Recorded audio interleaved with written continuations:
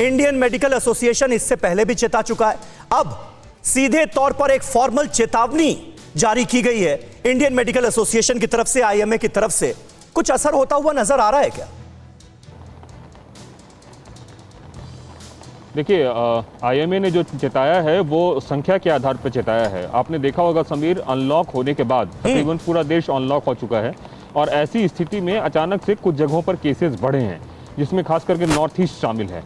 और दूसरी तरफ अभी दिल्ली में बारिश हो रही है, मौसम बदल रहा है। दिल्ली में भी अभी कोरोना गया नहीं है, कोरोना से डेथ्स हो रहे हैं, कोरोना के केसेस डेली आ रहे हैं। ऐसी स्थिति में बेशक ये संक्रमण की दर जो है 5% से नीचे हो, जिसमें यह बीमारी मानी जाती है, लेकिन कभी भी संक्रमण बड़ी तेजी से फैल सकता है, खास करके तब जब मौसम में बदलाव देखने को मिल रहा हो। और दिल्ली जैसे शहर में मौसम बदल भी रहा है। दिल्ली क्या, देश में ही मानसून आ चुका है और उस तरीके से मौसम में बदलाव हो रहा है। और खास करके जो कोरोना प्रोटोकॉल बिहेवियर है उसका पालन कहीं पूरी तरीके से नहीं हो रहा है, जिसकी वजह से आईएमए ने यह चेताया है कि आने वाले दिनों में, जिसकी ये उम्मीद की जा रही थी कि सेकेंड वेव के बाद संभव है थर्ड वेव सितंबर अक्टूबर में आए, लेकिन उसके पहले भी एक ट्रांजिट वेव देखने को मिल सकता है। और केसेस जिस तरह से बढ़ रहे हैं उसकी आशंका पूरी तरीके से है। बिल्कुल सही बात। में हमारे और आपकी और सरकार के, आपने जो पूछा तैयारी क्या दिख रही है, जहां तक तैयारियों की बात करें तो प्रधानमंत्री के लेवल पे नॉर्थ ईस्ट के लोगों से आज बात हो रही है, प्रशासनिक अधिकारियों। बिल्कुल कुमार, उस पर भी हम आएंगे। और प्रधानमंत्री नरेंद्र मोदी आज मुख्यमंत्रियों के साथ जो मंथन करने वाले हैं इस चिंता को लेकर, उसका भी जिक्र होगा। लेकिन डॉक्टर विवेक गुप्ता हमारे साथ मौजूद हैं। डॉक्टर विवेक, मुझे ये बताइए, इंडियन मेडिकल एसोसिएशन साफ तौर पर कह रहा है कि धार्मिक यात्राओं पर पाबंदी लगनी चाहिए, टूरिज्म जिस तरह से बढ़ाने की कोशिश हो रही है, हम सब ये जानते हैं कि टूरिज्म सेक्टर को कितनी मार झेलनी पड़ी है सेकेंड वेव के दौरान, उसको भी उबारना है। लेकिन जान है तो जहान है। आज की तारीख में जिस तरह से पहाड़ी जगहों का लोग रुख करते हुए नजर आ रहे हैं, सैर सपाटा करते हुए नजर आ रहे हैं, यह कितना खतरनाक हो सकता है? देखिए, आपकी समीर जी बहुत इंपॉर्टेंट डिस्कशन है ये। और मैं तो कोरोना वेव 1 से जुड़ा हुआ हूँ। कोरोना से, कोविड-19 जब हमारे यहाँ 24 मार्च 2020 को आदरणीय प्रधानमंत्री जी ने लॉकडाउन लगाया था, उसके पहले 2 दिन पहले उन्होंने जो एक तरह से इम्पोज किया था कि संडे कर्फ्यू करा था जी। उसके बाद से जो हमने केसेस देखे, तो जब 24 मार्च को 2020 में लॉकडाउन लगा था उसमें केसेस कुछ हजारों में थे।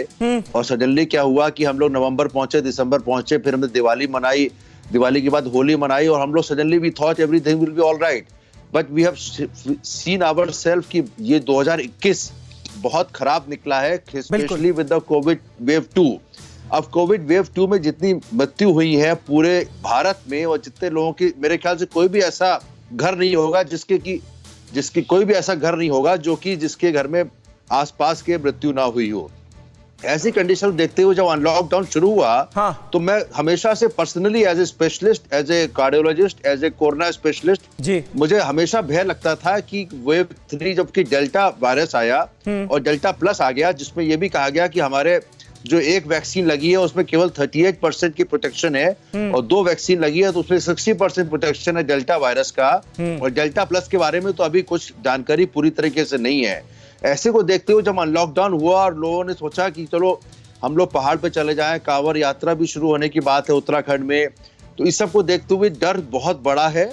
और खास करके डेल्टा वायरस और डेल्टा प्लस दोनों, जो कि बायोजेनिक एनालिसिस से पता लगा है, तो अब कोविड एप्रोप्रिएट बिहेवियर की बात कहना बड़ा आसान होता है कि सोशल डिस्टेंसिंग, आप मास्क लगाएं, लेकिन जब सही बात है सर, सही बात है, ये हमें मानना पड़ेगा। और ये फैक्ट है कि कहीं ना कहीं ये बातें तो हो रही हैं और सबको पता है आज की तारीख में। ये नहीं कहा जा सकता कि कोई अवेयर नहीं है, सबको पता है कि कोरोना प्रोटोकॉल है क्या, सोशल डिस्टेंसिंग का कैसे पालन करना है, लेकिन उसके बावजूद भी ये हो नहीं रहा है। बहुत जिम्मेदारी के साथ मैं ये बात कह रहा हूं। अड़ी सोमवार से शुक्रवार शाम 6 बजे सिर्फ TV9 भारतवर्ष पर।